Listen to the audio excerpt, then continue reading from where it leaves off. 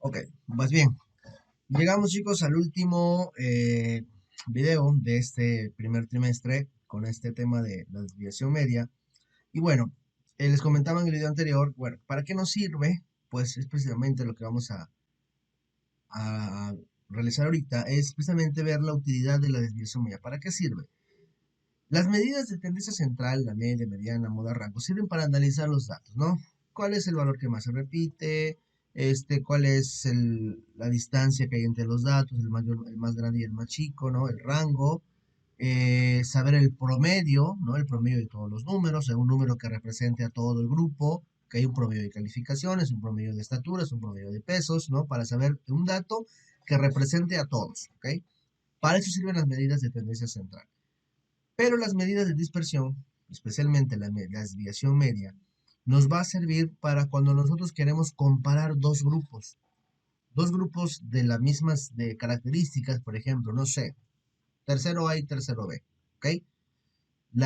¿Quién tiene mejores calificaciones de los dos grupos? A lo mejor tienen el mismo promedio, 9.5, por decir algo. A lo mejor tienen la misma moda, de 8, es el valor que más se repite. A lo mejor tienen la misma media, 9, ¿no? O la misma mediana. Entonces, a veces las medidas de tendencia central no permiten determinar cuál de los dos grupos o conjuntos son mejores, ¿ok? O establecer una diferencia clara entre ellos. Y para eso nos sirve la desviación media. La desviación media lo que nos indica es qué tanta distancia, ¿no? existe entre los datos. ¿Qué tanta distancia hay entre este y este, entre este y este, entre este y este y entre este y este? Obviamente siempre y cuando los datos estén ordenados. Aquí los datos que estamos viendo en pantalla no están ordenados. Habría que primeramente ordenarlos de manera mayor, pero la esencia es esta, ¿no? Saber la distancia entre los datos. O sea, hay veces que los datos tienen el mismo promedio, pero están más, digamos, compactos.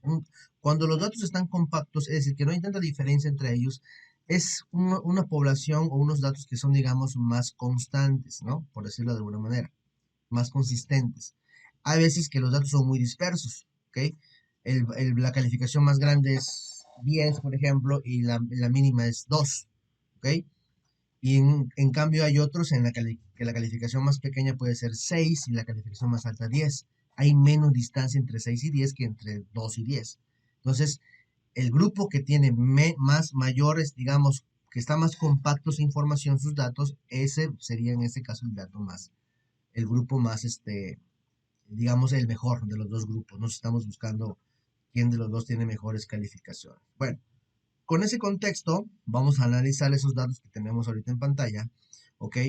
En donde vamos a determinar de los grupos uno y 2, nos dice ahí, un concurso de matemáticas, los estudiantes obtuvieron las siguientes calificaciones, ¿no? Y ahí está, el grupo uno, los datos, el grupo 2. Bueno, rápidamente, si queremos calcular la media, vamos a observar que en los dos grupos, la sumatoria de los datos es de 85. 85 y 85. ¿Qué significa que la suma de los datos sea la misma? Pues que la media se representa con una X y una rayita arriba. Pues la media va a ser 85 entre 10, porque son 10 datos, 2, 4, 6, 8, 10. Y en el grupo 2, la media pues va a ser lo mismo, 85 entre 10. Aquí va a ser 8.5 y aquí también va a ser 8.5. Entonces, por la media, no puedo saber cuál de los dos grupos es el mejor. Por el rango, vamos a ver por el rango, a lo mejor el rango sí me puede decir algo. El rango en el grupo 1 es 10 menos 7. Y en el grupo 2 el rango es 10 menos 6. Es decir, que aquí es de 3 y aquí es de 4. Bueno, el rango a lo mejor sí me dice algo, ¿ok? Muy poquito, pero me dice que hay menor diferencia de los datos grandes, mayor y menor, en el grupo 1. ¿Ok? La mediana, bueno, pues habría que ordenar los datos, etcétera, etcétera. Bueno, pero generalmente el dato más significativo de las medidas de tendencia central es la media. Y la media me dice que no puedo escoger cuál es el mejor porque los dos tienen el mismo promedio. Bueno, para eso entonces nos vamos a apoyar en la desviación media. Pero para la desviación media, recuerden que necesitamos las desviaciones absolutas, ¿ok? Entonces, ya saben ustedes qué significa las desviaciones absolutas, es ir restando cada dato menos la media. Sería 9 menos 8.5, 7 menos 8.5 y así cada uno de los datos, ¿ok? Bueno, para no hacer demasiado extenso ese video y porque ya lo explicamos anteriormente, vamos a obtener los siguientes datos, ¿ok? Aquí corroboramos lo que habíamos dicho. La media en ambos casos es de 8.5. Entonces no me permite saber cuál de los dos grupos es el mejor. Pero la desviación media sí. Sí me lo va a decir. Y aquí lo vemos. La desviación media para el grupo 1, después de haber calculado todas sus desviaciones absolutas, aquí vemos que es 7 menos 8.5. ¿Por qué? Porque 7, vean que lo multiplica dos veces. ¿Por qué? Porque aquí está 7 y aquí está 7. Entonces, ¿qué es lo que hace aquí abajo? Simplemente multiplica 7 menos 8.5 y lo multiplica por 2. ¿Por qué? Porque el 7 aparece dos veces. Lo mismo, 8 menos 8.5 porque el multiplicado por 3, porque el 8 aparece tres veces. El 9 aparece tres veces y el 10 aparece dos veces. ¿Ok? Eso ya lo habíamos visto en el video anterior. Entonces, es cada uno de los datos menos la media. Este dato es la media. Al final, después de haber obtenido todas las desviaciones absolutas, tenemos que la sumatoria de todas nos da 9 en el primer caso y en el segundo grupo la sumatoria me da 11. Dividimos ambos valores entre 10, ¿ok? Aquí me da 9, aquí me da 11. Dividimos entre 10, ¿por qué? Porque es el número de datos. Y obtengo para el grupo 1 una desviación de 0.9 y para el grupo 2 una desviación de 1.1. ¿Qué me está diciendo esta desviación? Me está confirmando de alguna manera lo que me dice el rango. ¿Se acuerdan que hace ratito sacamos el rango? Y habíamos dicho que en el grupo 1 el rango es menor que en el grupo 2.